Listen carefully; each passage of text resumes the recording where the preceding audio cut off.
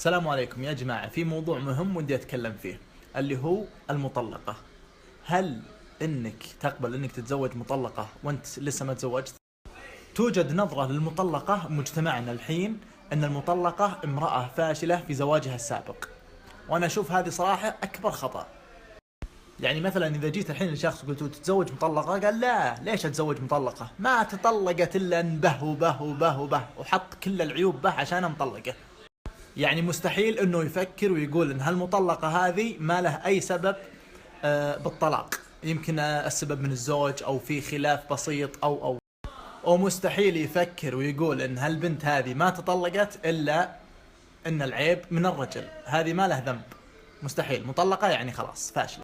يعني بعطيكم مثال، ممكن البنت تكون مطلقة بعدم قدرة زوجه بالإنجاب او تكون بظروف خارجة عن الإرادة، لكن مستحيل أن يتم التفكير من الشباب التالي المقبلين على الزواج أنه ياخذ مطلقة، لأن لغة التعميم تلاحقه خلاص مطلقة مطلقة. أول شيء أنا بقول رأيي الشخصي، إذا هذه المطلقة عنده جميع الصفات اللي أنا أبيه ولا به أي عيب، ما عندي أي مشكلة تزوج مطلقة، لأن اللي تفكيره تفكير سليم وعنده عقل لا يمكن أنه يفكر أن كلمة مطلقة عيب أو سبه، لأن ممكن طلاقه يكون مو بيده أو ما له دخل أصلا.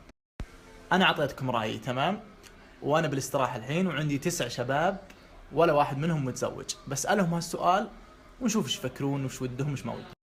ونبدأ بأول شخص بسام رشيد. هلا والله أبو علي. هل تتزوج مطلقة أم لا؟ والله تبي العقل والمنطق ولا؟ العقل والمنطق أكيد. وش العقل والمنطق؟ العقل والمنطق يقول لا. ليش؟ لأن المطلقة تكون الزوجة الثانية أو الثالثة دائما. يعني أنت ناوي الثانية والثالثة؟ لا، ما جبنا الأولى الحين تبي نجيب الثانية والثالثة. يعني رأيك المطلقة عيب أو؟ لا، ما بقضية عيب. طب وش القضية عندك بكلمة مطلقة؟ مثل المرأة الحين إذا بغى يتزوج واحد مطلق قبل تخاف منه. يعني تخاف أنت؟ إيه. أبى أنصح المرأة اللي تبحث عن الطلاق، لا تعتقديني بيجيك صلاح الدين الأيوبي. أركد البيت وتم بعيالك أفضل لك. أما الآن الشيخ دلهم، تتزوج مطلقة ولا لا؟ أتزوج الإجابة. يلعن الله. الله يرحم والديك، الموضوع جدي. تزوج مطلقة ولا لا؟ إيه أتزوجه. ليه؟ لأنه مو شرط يصير منها سبب الطلاق، يمكن يصير من رجله. كلمة مطلقة تعتبرها عيب أو؟ لا عادي، مطلقة منفصلة. العلم يا أخي مطلقة هنا. المطلقة مهي منبوذة ولا شيء، هذا الزواج قسم نصيب، وأي واحد ينفصل يمكن توفق عقب مع واحد ثاني تستمر حياتها كذا. يعطيك العافية. أنا بالنسبة لي طبعا عادي المطلقة، لأنه نفس ما قال سليمان، يعني ممكن ما توفقت بزوجها الأول توفق بزوجها الثاني إن شاء الله. طبعا معروف أن المطلقة منبوذة بالمجتمع، لكن حتى لو صار منبوذة بالمجتمع أنا أشوف أنه يعني خطأ. أبو رجاء، هل إنك تزوج مطلقة كزوجة أولى؟ ما فيها شيء، على حسب عمره وعلى حسب الذرية اللي عنده، يعني على حسب. في عينات مجمعين على أن كلمة مطلقة شيء منبوذ بالمجتمع، إيش رأيك؟ لا والله أنا ضد هذا الشيء، يعني طلقت يعني هذا شيء قضاء وقدر ومكتوب. أنا عن نفسي أبو علي الصراحة ما أتزوج مطلقة. ليه؟ عدة عوامل. اذكر لنا العوامل. بزواجك الأول تكون عندك عدة خيارات، يعني ليش تكون محدودة على المطلقة ذي؟ إن هو الزواج اسمه نصيب، وإن كان لك مكتوب تزوج المطلقة بتزوجها، لكن أنا زي ما قلت إن كان المكتوب نصيب، لكن أنا ما راح أبحث عن مطلقة. إن كنت بتزوج يوم من الأيام ما راح أبحث عن زوجة مطلقة، تكون عندي خيارات أخرى. والطلاق ما في عيب، الطلاق ممكن يكون أفضل نهاية لشخصين، وبحكم أن الشخصين ما توفقوا يكون الطلاق حل الأخير. رأيكم مرزوق؟ أنا أشوف إنه هي قسم ونصيب. إن شاء الله إيه. إنك مستحي تجاوب. لا هذول عيالي ينطنطون. أنا بأتزوج عادي، ما أدري والله، يمكن إيه ما أدري. أبو مرزوق نبي جواب جدي عاد. والله إن شاء الله. أنا شنو إذا قالت أمي يعني ومدحتها إن شاء الله ما تخاف. شو بتخاف خرب. بس لين قال لي. والله شوف انا ما عندي مشكله لو صرت شلون؟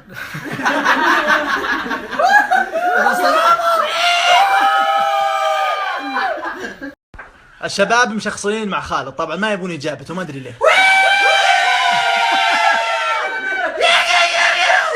جوابي ايه. والله بالنسبه لي انا ما عندي مشكله عادي، والطلاق مو بعيب، اذا صرت احب البنت وهذا فانا ما عندي مشكله. وانت زوجه شلون يا خالد اذا كنت تحب يعني متزوج ومطلق شلون تحبه وانت متزوج؟ يا خراب بيوت يا بعد الطلاق يا الوسخ يا لبنان. انا اقصد انه يعني اذا حبيتها بعد الطلاق بعد ما هي تطلقت والمواصفات اللي انا ابيها فيه موجوده بهذه البنت انا ما عندي مشكله، والطلاق والله انا عن نفسي ما اتزوج مطلقه صراحه. ليش؟ السبب مطلقه انت؟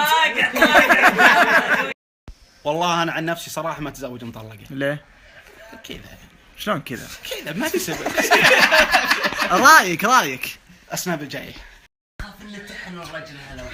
ليش متزوج مطلقه ليش؟ جاوب والله المطلقه ما ودك تصير خيار اول، دايم خلى ثاني ولا ثالث ولا رابع. ليش؟ بس شلون بس؟ بس خلاص. شفتوا آراء الشباب، دائما الآراء بموضوع المطلقة يختلف تماما، اللي قال تزوج واللي قال ما تزوج واللي قال عيب واللي قال مو بعيب. مسكينة أختي المطلقة، ما أقسى ليلك على حصولك على هذا اللقب البغيض المنبوذ من مجتمعنا المتخلف. طبعا ما أتكلم وأقول أن المجتمع كله متخلف، لا أبدا. المتخلف هو من يظن أن المطلقة عيب أو منبوذة من المجتمع.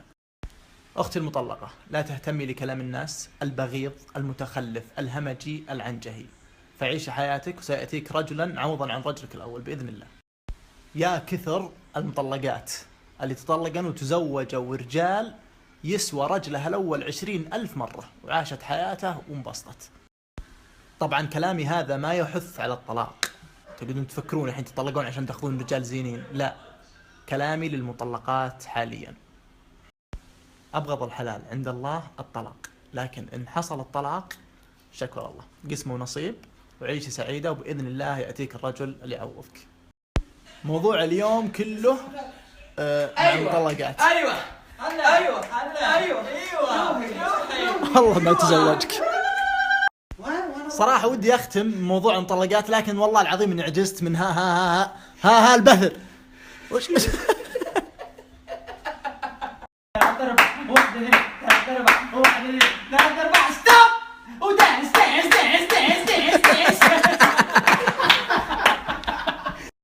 دامهم راحوا خلي بعطيكم كلمة ختامية صغيرة بس تختم الموضوع كله. الرسول صلى الله عليه وسلم قدوتنا كلنا وحبيبنا تزوج مطلقة زينب بنت جحش، فمن أنا وأنت لكي نقول أن المطلقة عيب أو منبوذة؟